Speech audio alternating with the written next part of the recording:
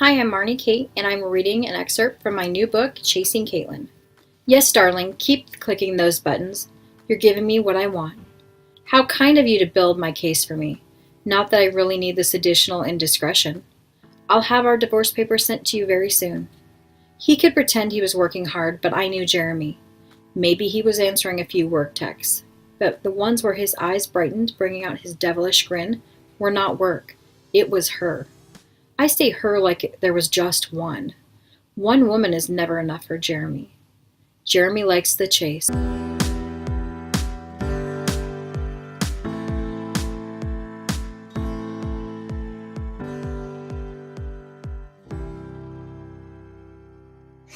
Hello, everybody, and welcome to Fandom Forum. I'm your host, Joe Compton. We are in episode 4, and today we're going to be talking about a very important book and a very, very well-written book, I might add, by the one and only, one of our favorite contributors here at our show, Marnie Cate, and it's called Chasing Caitlyn. And it's poignant for many reasons, but we currently have in the United States we have our midterm elections coming up, and political strife and turmoil have kind of been the theme of our world for the last couple years. And while this book is not political or anything like that, it does fall into the sense of what has been going on and a certain movement that's been going on in our culture, a welcomed, and I should say very it needs to happen. It needed to happen a long time ago. And I'm kind of glad that we're all experiencing this renaissance at this point, because I think it's an important thing that we're going to talk about. We're also going to be talking about a book, and it is fiction. So let's first introduce everybody who's here. Hi, I'm Julie Northup. I write under JM Northup, and I am one of the partners and authors with Norm's Triad Publications, which the book Chasing Caitlyn by Marnie is published under. I'm Sunshine Somerville. I'm the author of the Coda series, the Alt-World Chronicles, and A Fairly Fairy Tale. And I just finished Marnie's book this week, so I'm excited to talk about it. Hi, I'm Tommy Crow. I'm an editor, a proofreader, and an avid reader.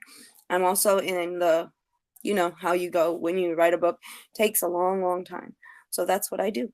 Hi, I'm SAHARA FOLEY. I'm the author of the Excalibur series, and I am also a partner of Norm's Triad. So the book we're talking about is called Chasing Caitlyn.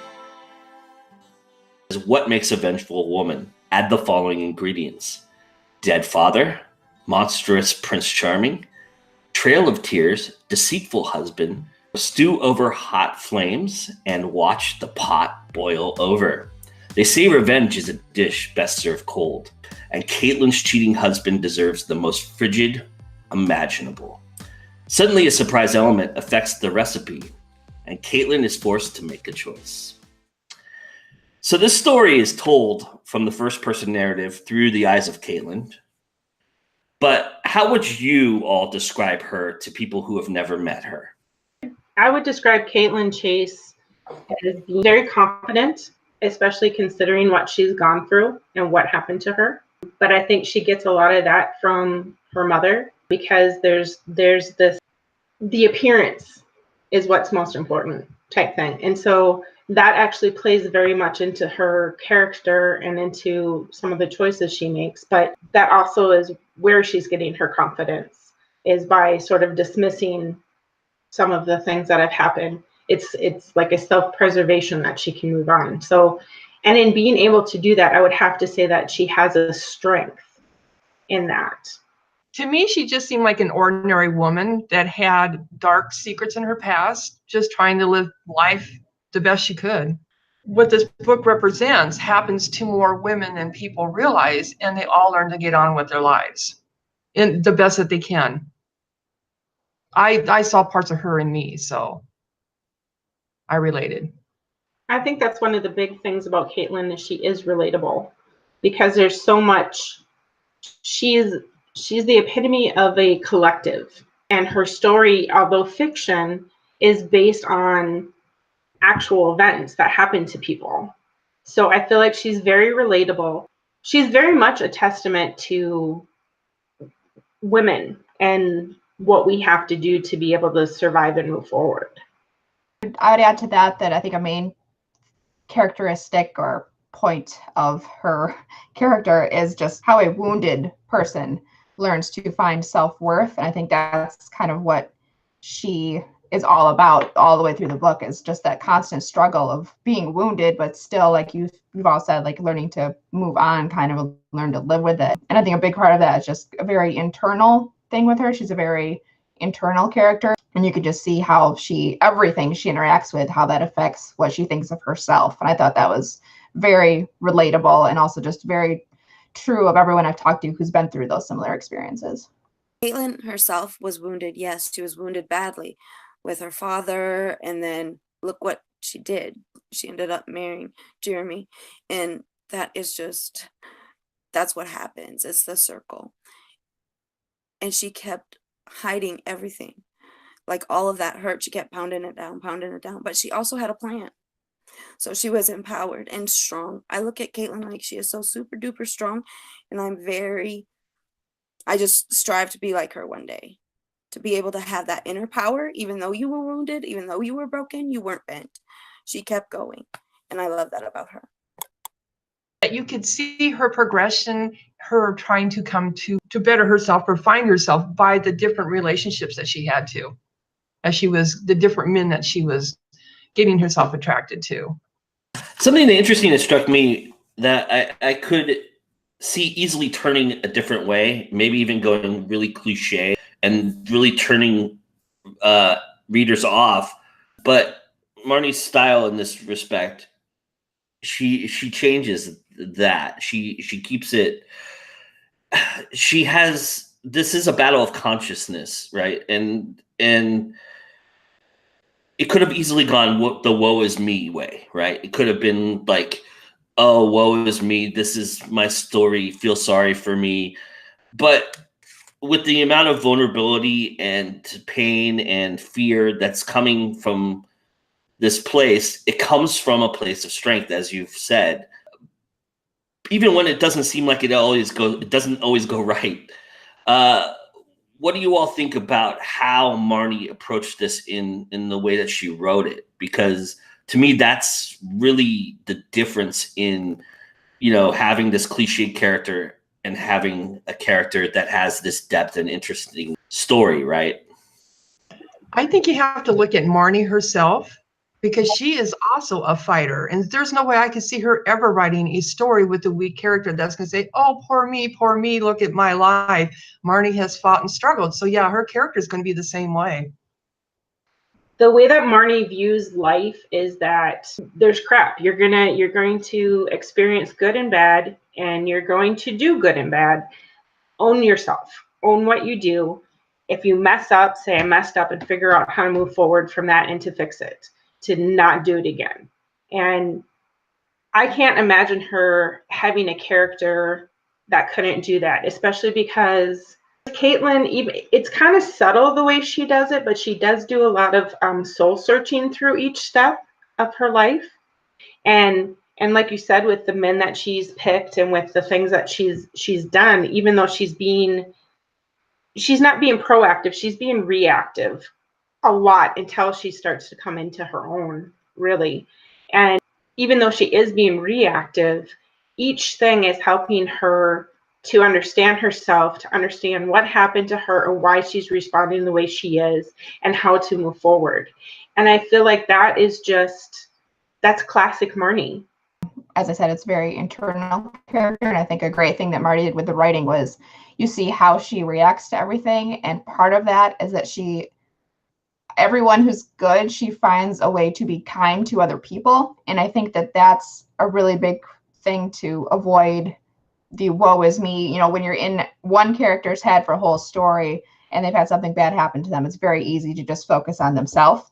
But I really love that about Caitlyn, that when she's like, for Ginger, for example, like she saw someone else in a bad situation and she cared about them, not just how it affected her. And I thought that was a really kind of clever thing to weave into her character to make the story better and more relatable and make Caitlyn more likable, even as she's doing things that maybe were a little sketchy. But you know, you do see where she's coming from and why she's doing them. But I think that that was just a good thing to add. Never care about other people that much too.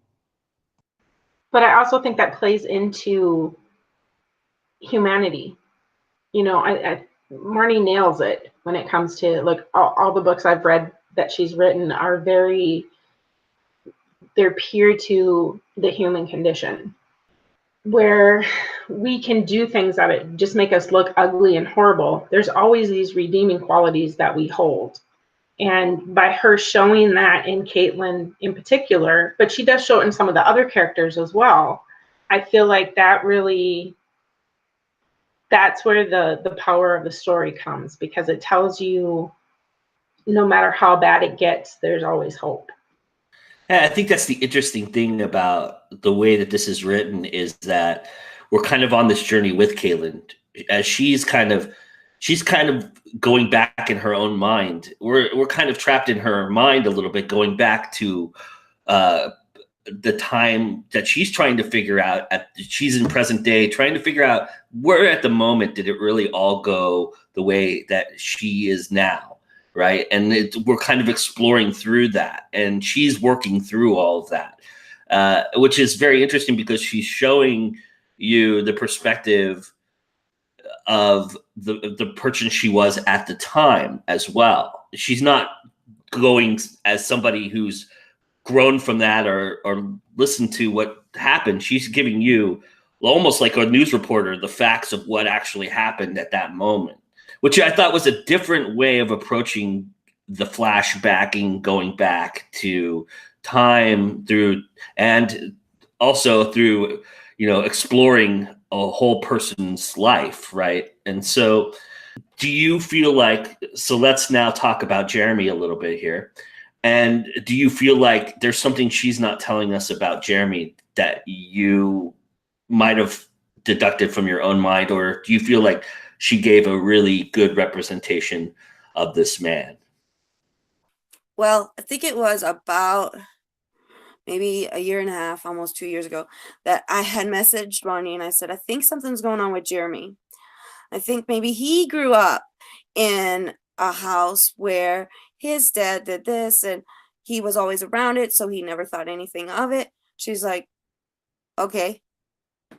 And I don't know what's going to happen, but I know that she moved on to Ginger. Yes. So I'm hoping and praying that she does a book for Jeremy, on Jeremy's point of view, to see, because you can't become a monster overnight. You have to be, something had to happen. That's just, I mean, I don't like Jeremy. He's an abusive, but there's something more there. We just need to dig deeper, like we did on the other series with Blanche. And I should point out real quickly that what we're talking about is not spoilers. This is very, very indicative and very right in the beginning of the book. So nobody worry that you're getting a spoiler from all this. I thought Jeremy was very reflective of a lot of the males that we're seeing in society right now. So I thought it was, I didn't need to know more about him. For me, I felt like all of that was pretty obvious, maybe just because you've seen so much of it in the news, or because of I've known so many men like that. I don't know. But like, I felt that he was just a perfect encapsulation of everything that is awful in that kind of man. And then so everything, her reacting to that, I just felt like we knew enough about him, and you could kind of glean the rest of his life from who he was now. Yeah, his character has definitely been around for many, many years. The fact that he was very controlling of her and everything. Yeah. So, I mean, I didn't care to know too much about him, because he was so much like a lot of men out there, unfortunately. But I'm sure he does have a past. Everybody does. For me, honestly, I would have to say that one of the, because we're talking about how Jeremy is sort of this epitome of, bad guy or whatever. But she has this whole array of characters of these men that show so many different elements. And like, for me, one of the ones that really spoke to me, that I was like, "Aw, he's so cute," was Marcus, the bulldog, the motorcycler. Loved him. So let's talk about our ancillary characters, because there's quite a few of them. I know that there's plans in the works for a couple of them to get their own little book. Tommy actually referred to one. But who are some of the characters that you guys really gravitated toward, and what should we be paying particular attention to as a reader who might pick up this book when we're looking at these characters? I would say for me, Vivian Savage was a very vibrant and vital character, and somebody who really helped Caitlyn find herself more than any other character. To me, they have a lot of parallels in their life, but the way that Vivian embraces life, she made it just be like it's a part of your growth. It's a part of your becoming who you are, a part of just experiencing the world around you. And for me, that was probably one of the most important messages and one of the most healing elements for me personally. Yeah, I was going to mention the gay best friend character is, very supportive. I think the one that I found really interesting too was just her relationship with her mother. And I think, so easily this book could have been viewed as daddy issues, but I think a lot of it was mommy issues too, because she took what she learned from how her mother dealt with very similar situations and kind of ran with it in a lot of ways, even though like she was furious with what her mother, how her mother handled it. So I found that dynamic kind of interesting. Like whenever they interacted, like she hid a lot from her mom hid a lot from her. Can't believe Thomas is getting no love from this panel. Come on. Thomas is a very mentioned him. Yeah, you did. True. I thought Thomas was her best written character. I thought she really, other than Caitlyn, obviously. I mean, Caitlyn is obviously easily her best written character, but of the ancillary characters, I thought Thomas had the most depth. She had the most to say about him. And I thought that was really important. And it was at a moment when the book, like I said, could have gone horribly wrong, and it turned. And Thomas is the reason for that, in my opinion. My favorite ancillary character is Jack. I am in love with Jack.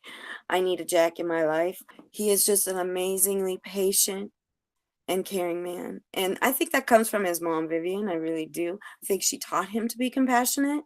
He knew what he was doing, and he was patient with her because she was broken. True love is that, being patient and kind when you have no reason to be. I did like Jack too, very much. And we went back and forth with that several times through the book. And it's like, no. And then not Vivian, but her mother, obviously coming to terms too. Obviously, everybody can see that I have 4, and they're awesome, incredible women here. And I am the lone man on this panel, but I did read the book. I am curious from each of you to tell the male why they should read this book. How would it appeal to men? Would it? I think it appeals to men because it helps to see, first of all, how their behavior and their actions can affect not only one person, but a ripple effect into the people around them as well. Like Seth didn't think what he did something that he thought was very whatever, and it rippled into this, oh my goodness, I can't believe this happened. So I think that that's, from the male point of view, that lets you know how some of this plays into other people. But I also think that it will give men a better idea of how a woman is looking at different situations and why some women react the way they react. Yeah, I have to agree. Men have a whole different attitude and look at sex than women do. And this gives them the background, or at least a little insight into, oh man, I bagged this woman. Well, sure, you can, boast all you want, but what does it do to the woman? What are the ramifications for her having to live with that? Yeah. So men don't think about that. They just don't. They think about themselves more than the female. I think at the very basic level, it's a very good what not to do kind of book for men to read. Like we've been talking about, like there's such a wide array of interactions in different relationships. So I think, a lot of men are like, well, I'm not a rapist. That's the end of it. And, I think that there's a wider range there of how you can hurt women than just, what happens to her in the first place in high school. And I really think that a lot of men need to get more of a perspective on all of the little things that they can do that can hurt women in different ways. And I think, getting back to Thomas, Joe, I think that he was a good character to read as a male in a supportive role. Sometimes women don't want you to go to the cops, and there's a whole area that I don't know how I would deal with. But I think that how Thomas supports her and how he helps her and how he encourages her in some ways, but then also tells her that she's being awful some other times, or that she needs to back off. I think that that's a very good character for men to look at as kind of a way to see how maybe they should interact with a woman that they know has gone through something that they can't understand, but how they can approach it as a man is, I think, something that we need to teach a little bit better. Yep, I think you hit it right on the head, Sunshine. I think that men can get so very much out of this book just because they think differently. We are emotional creatures. Men are, do it, get it done, it's done. We think out and have feelings about everything. And I think that this book would lend that insight to a man. Because if you say the wrong word, it could really, really hurt us. If you say it in a different context, it's totally different. So that's why I did lend this book to a friend of mine who happens to be a male, because he was having issues with his wife. I said, maybe you need a lady's perspective. Read this. Because, again, they don't talk our language. We literally, it's work, work, work when you're in a relationship. You guys know that when you're married. So you got to have the other person's heart. And remember, everybody has baggage. So it's a must. It's a must read. I love this book. Yeah, I think that because it hits so many different notes and so many different angles, that it's very comprehensive in that respect, and Thomas is I'm so glad you said what you said, Sunshine, because that to me was what resonated with Thomas. Was very important in turning her whole perspective and giving her what she needed at the moment she needed it. And it's something that we can learn as men, that we're not inherently taught and that we're not inherently given, and I think we all have that in us. So I think it's important. I think this would be a great book for young men to experience, because this is going to give them a perspective of a lifetime, not just the moment they're in. And sometimes when we're younger, even women and men younger, we have a different tunnel vision. We have a narrowed perspective, or we think we have this grandiose perspective, and we know nothing of what truly is grandiose. And I think that this book really provides that opportunity to kind of hone in and see beyond the clouds a little bit.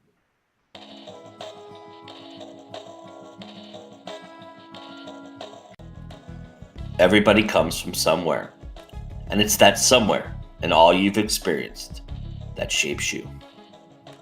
The question is, how did it lead you to becoming an artist? Where did the art you create begin? And how has it evolved? How has it changed you, the person? These are the questions that we hope to answer on this show. Because this is you. This is your art. And these are your origins.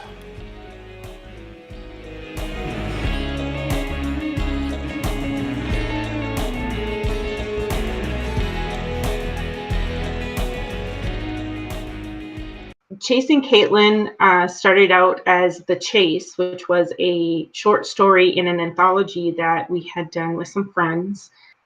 And the story just evolved from there. It went from being this dark romance to this empowering, beautiful, emotional tale of how this woman would go from X to Z, you know what I mean?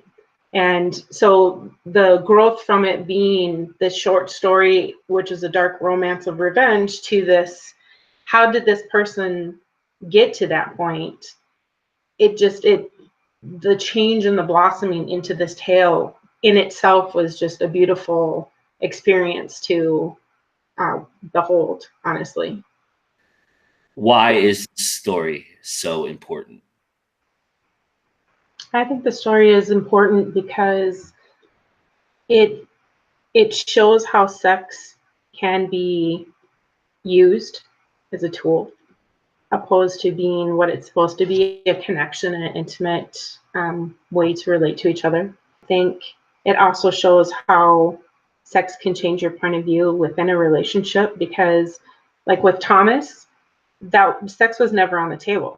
He's gay, and so he had this role where he could represent honestly both men and women, but there was never the urge where Caitlyn or you know, any of the characters were like, oh, I could use my sexuality to make him do this, or you know, he's gonna overpower me because he wants that. It was a whole different playing field. So I do feel that it's a huge testament on society and views on sex. But I also think that it's very relevant and important because of what we've all said. It helps men to understand the woman's point of view, because there are so many people out there, and I'm definitely not man bashing, because 80-20 rule, I know some men who have been really abused and hurt, and the men who are in a stronger position, unfortunately. But I think that this helps a man to see that, you know, what they see as innocuous could be something incredibly damaging. I'm with you, Julie. I think this book needed to be written, and it needed to go into that detail that this book had, because it affects all of us. It affects to how we can be broken, all of us, and how we need to work on our communication and just the use of that communication, whether it be sex, because that is an intimate act between people who love each other, or are we using it as a tool to get what we want? And as far as boys and girls, everybody has had something. We all carry it. So this book enabled me to move past some of my stuff too, because you see a broader picture in a book than if you're sitting down. I mean, you could read journals for years if you'd like to, but to read those journals from way back when, they don't affect me now. Wait, they might. You see what I'm saying? All because it's a learning curve. Like Julie said, it's a journey. We all have to go through this to get through that. I just want to say also, I thought it's a very timely story. And I think one of the best parts about it is that, like you said, like it goes into detail and it shows, you know, years of how this has affected someone, and it's so in depth into this character, and it shows how every aspect of what happens affects her life. And I think that that's really important right now, because you see news stories about like this woman came forward and she was abused, this woman came forward and she was raped, and it kind of becomes not a personal thing after a while, because you're just, you know, you're hearing that this happened.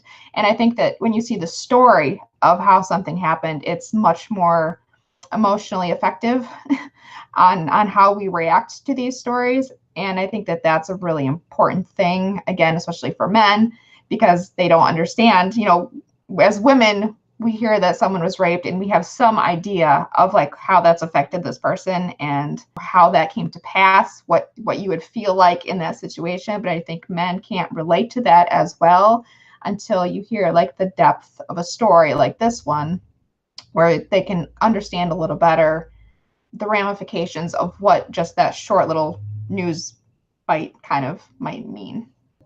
as I said before, I think this story really touched on me is because most women have experienced sexual abuse or harassment at one time or another in their lives. There's just no way around it. Men just treat us that way. And I've had several encounters. In fact, I have one guy that tried to rape me, and I threatened to bash his head in.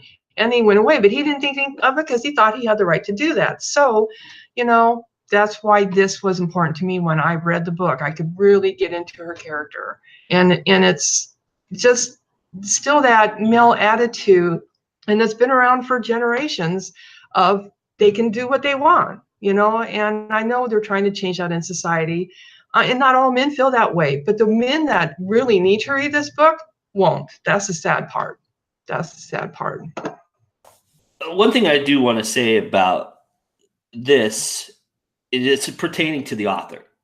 Marnie is a very good friend of mine, as she is with all of these ladies here. And that's the coolest thing, I think, that we can take away from who we are. As indies, you get this opportunity to be in an inner circle with somebody, and you get this opportunity to have a moment where you're actually real with a person, and you invest in the person. And investing in the person really makes a difference when you're reading something that this is so powerful and so profound, because we're very lucky at this time in our lives to be where we are and who we are, because we can reach out to that person and talk to them about this and enjoy. And that's the greatest thing about indies. And I think anybody who reads this story, if you don't at the end of it have a conversation with Marnie, you're doing yourself a disservice, because I think this is a book that needs to have a conversation with the author. And so I encourage everybody out there to get this book, read it, and then go and approach Marnie. She may not be wanting to be approached. She may not want to talk about it. She may be standoffish, but trust me when I tell you that Marnie is somebody who you want to know, you want to have in your life. And this book is very much something that you need to read, no matter who you are, man, woman, young, old. I think everybody will get something from it. And that's why I thought that this was we were going to talk about her series, but her series is not finished yet. And it's a little bit more fantasy based. This is more reality based. And I thought it was more apropos for the time period that we're in. I'm so glad that you all were here to do that with me. Thank you so much for taking the time to do this. Thank you so much for talking about this and being so open about it. I really appreciate it. You all are fantastic, and check out all of these ladies and what they do, because they're amazing at their own crafts. And I'll give them an opportunity to tell you where you can find them at. Of course, you'll be able to find them in the description box. You get all the links there for every single person here. Definitely go check them out. I don't have a webpage anymore, but I am working on getting it back up. So just on Facebook. I have access to everything on my website, which was sunshinesomerville.com. I'm mostly on Facebook these days because I have a 2-month-old, so I'm kind of busy. But yeah, so I'm on Twitter and YouTube and Instagram and all of those, but Facebook's probably the best way to find me. I'm Julie Northup. Again, I write under JM Northup. You can find me on various platforms as JM Northup. Look up jmnorthup.com or normstriad.com, and you'll find me there. And I welcome you to get in touch with me. Yep, you can find me at Norm's Triad or SAHARAFOLEY.com, and I am also on Facebook too. Go check out Chasing Caitlyn. Check out what everybody's doing here, and just fall in love with what you remember about how reading used to be, because that's what indies are about. And this is a really good example of that. I'm so glad that we had this opportunity to talk about it. And just remember that it's always time to go indie now. And we'll see you next time. All right, everybody.